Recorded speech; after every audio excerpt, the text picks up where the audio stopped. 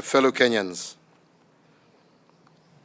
it is with a heavy heart and a profound sense also of personal loss that today I make this tribute in honor of the life of President Daniel Toroitich Arap Moi,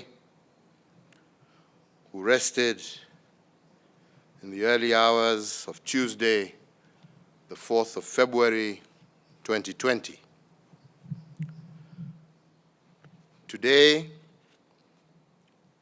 as the solemn procession of the late President Moi's remains proceeds through the streets of our nation's capital to lie in state at Parliament buildings, we commence the final journey of a great son of Kenya, a cherished brother, a loving father, a mentor to many, a father of our nation, a champion of Pan-Africanism, and the second president of the Republic of Kenya. Fellow Kenyans, the question that we should all ask ourselves is, how does one mourn an iconic leader?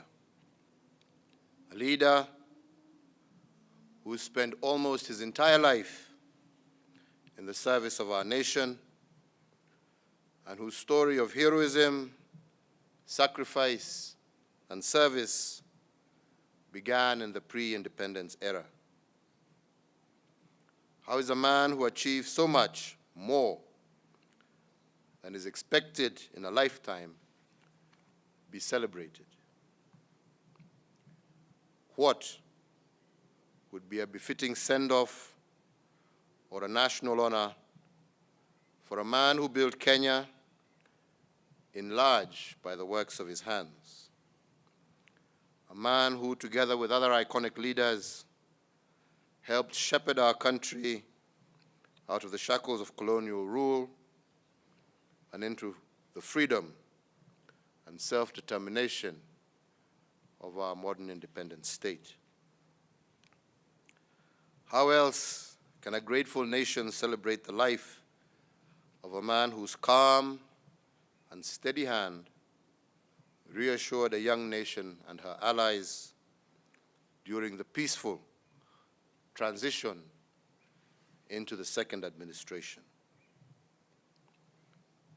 Fellow Kenyans, the sun has set on a truly extraordinary man, a masterful yet thoughtful leader,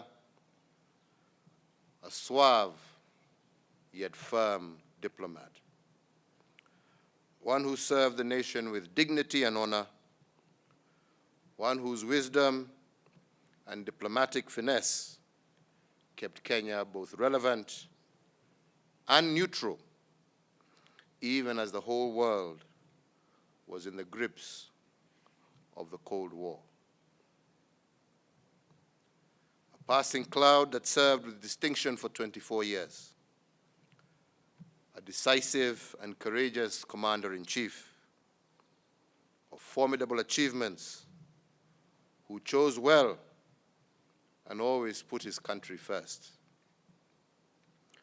A balanced leader who, during the clamor for multipartyism, on listening to both sides, chose well, setting the stage for national rebirth through the introduction of multi-party politics.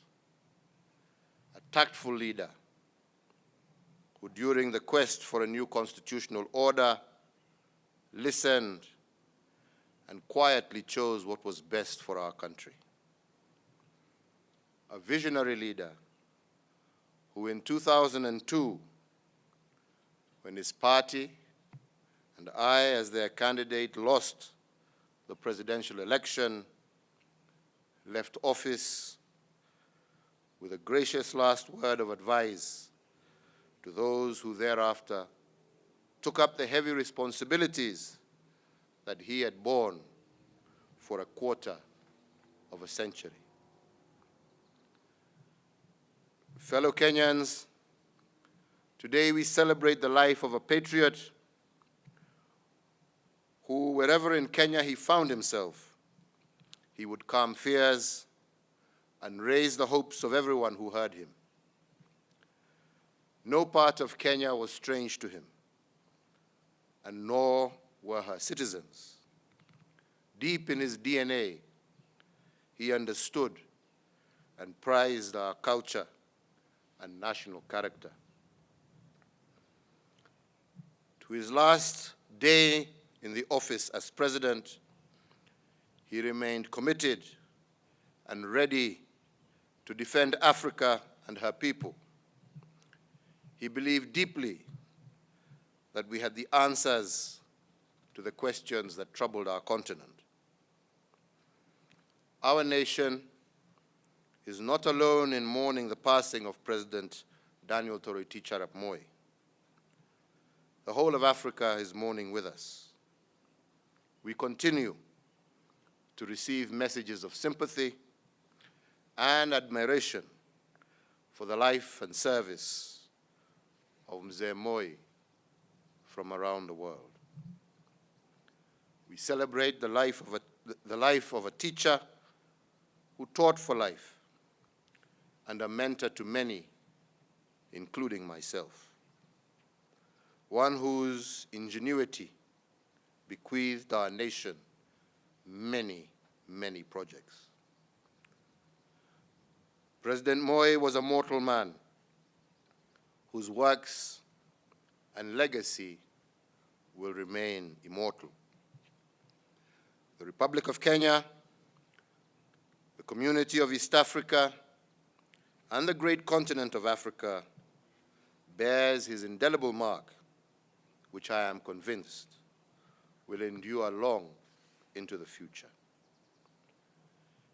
May Mzee Moi's memory live as long as our republic endures, and may we, to whom he has left the care of the republic, prove ourselves worthy of his bequest.